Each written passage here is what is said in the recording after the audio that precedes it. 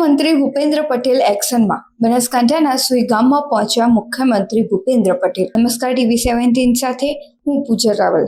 સુઈ ગામના વરસાદી અસરગ્રસ્ત વિસ્તારોની મુલાકાત લીધા બાદ મુખ્યમંત્રી ભૂપેન્દ્ર પટેલ સહિત કેબિનેટ મંત્રી બલવંતસિંહ રાજપૂત અને વિધાનસભા અધ્યક્ષ શંકરભાઈ ચૌધરી થરાદના નાગલા ગામે પહોંચીને ગામની સ્થિતિની જાણકારી લીધી હતી। તે તમામ મંત્રીઓએ ગ્રામજનો સાથે સંવાદ કર્યો હતો। તેમણે સ્થાનિક પ્રશાસન સાથે બેઠક યોજી રાહત અને બચાવ કામગીરી અંગે માર્ગદર્શન આપ્યું છે। વરસાદના કારણે ગામમાં પાણી ભરાવાની સમસ્યાનું કાયમી નિવારણ કરવામાં આવશે તેવી ખાતરી પણ ભૂપેન્દ્ર પટેલ દ્વારા આપવામાં આવી હતી।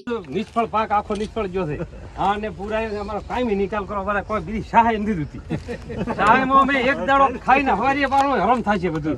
એ છોકરાને કેવા પાક છે ખબર નહીં રે, પણ અમારો કાયમી નિકાલ હોય કેનાલ બનાવીને પાણી ગાડો બનાવે 15 થી કરીને હરખું પાણી આવે છે। અમારા જે વિચાર છે ની સાહેબને વિચાર